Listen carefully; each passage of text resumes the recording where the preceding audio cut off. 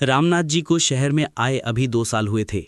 उनका बेटा सचिन शहर में नौकरी करता था, इसलिए वो अपने पिता को भी शहर ले आया था। सचिन की पत्नी राधिका को रामनाथ जी का उनके साथ रहना पसंद नहीं था। वह चाहती थी कि हम अकेले में मज़े से रहें। इसी बात को लेकर अक्सर घर में कहासुनी होती रहती थी। एक दिन राधिका घर का काम निपटा रही थी, तभी रामनाथ जी के हाथ से एक शीशे का गिलास गिरकर टूट गया। राधिका को बहुत गुस्सा आया। वो बोली, बाबूजी, आपको दिखाई नहीं देता कि मैं सारा दिन घर का काम करती रहती हूँ और आप नुकसान करते रहते हैं। अब कौन ये समेटेगा? राधिका की बात सुनकर रामनाथ जी बोले, बेटी, मैं साफ कर देता हूँ। यह कहकर रामनाथ जी कांच के टुकड़े समेटने लगे। तभी एक कांच उनके पैर में चुभ गया। खून की धार फूट पड़ी। रामनाथ जी ने किसी तरह कांच का टुकड़ा पैर से निकाला और बहू को आवाज दी। राधिका आई और खून देखकर चिल्लाने लगी, ये क्या किया? सारा फर्श गंदा कर दिया। दवा लगाइए इस पर, जाइए अपने कमरे में, मेरा काम और बढ़ा दिया। रामनाथ जी लंगड़ाते हुए अपने कमरे में पहुंच गए। सामने टेबल पर उनकी पत्नी की फोटो रखी हुई थी। उसे देखकर उनकी आंखों में आंसू आ गए। जब वह जिंदा थीं तो रामनाथ जी को कभी एक गिलास पानी नहीं लेने देती थी। उनका बहुत ख्याल रखती थी। शाम को जब सचिन घर आया तो राधिका ने उसे सारी बात बता दी। सचिन पापा के कमरे में गया और बोला, पापा, मुझे लगता है आपको यहाँ लाना ही नहीं चाहिए था। आप एक जगह चैन से बैठ नहीं सकते क्या? रामनाथ जी कुछ नहीं बोले, बस चुपचाप बैठे रहे। कुछ देर बड़बड़ा कर सचिन बाहर चला गया। रामनाथ जी कहीं अतीत में खो गए।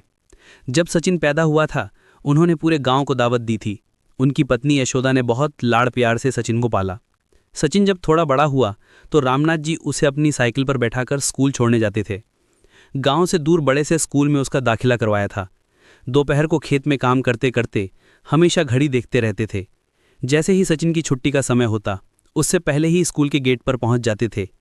सचिन को घर पर छोड़कर फिर साइकिल उठाकर भरी दोपहरी में खेत पर जाते और रात तक मेहनत करते थे।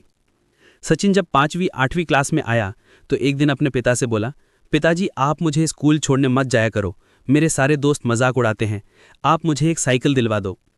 यशोदा जी ने बोला, अच्छा, अपने बाप के साथ जाने में शर्म आती है, कोई साइकिल नहीं मिलेगी, जाना है तो पैदल जा। रामनाथ जी ने सचिन की बात को समझकर उसे साइकिल दिलवा दी। धीरे धीरे वह पढ़ लिख गया और शहर जाकर नौकरी करने लगा। रामनाथ जी से अब काम नहीं होता था। सचिन हर महीने कुछ पैसे भेज देता था। एक दिन सचिन गांव आया और उसने बताया कि उसने एक लड़की पसंद कर ली है। वो दोनों शादी करना चाहते हैं, लेकिन वह आप लोगों को शादी में नहीं बुला सकता। शहर की शादी में आप लोग सही नहीं रहोगे। यह सुनकर रामनाथ जी और यशोदा का दिल टूट गया। यशोदा ने तो कुछ ही दिन बाद बिस्तर पकड़ लिया। 2 महीने बाद सचिन राधिका को लेकर गांव आया, लेकिन एक ही दिन रुककर वापस जाने लगा।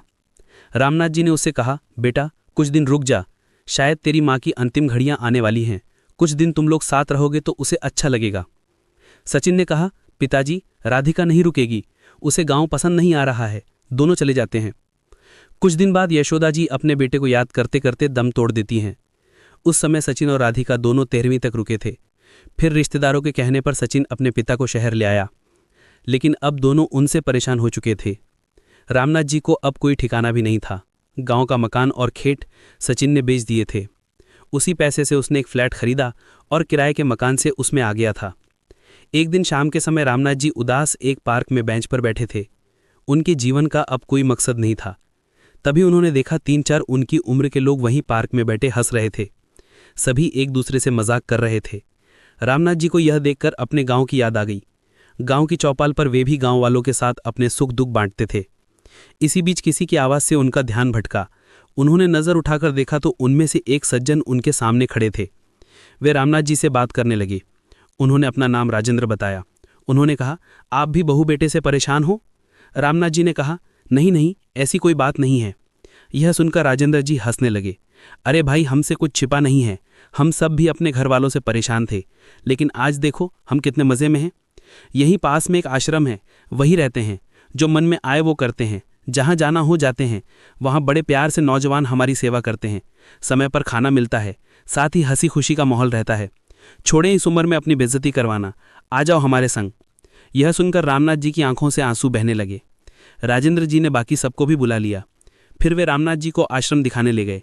वहाँ सब खुशी खुशी रह रहे थे। वहाँ उन्हें कुछ लड़के लड़कियाँ मिले जो वहाँ सेवा करते थे।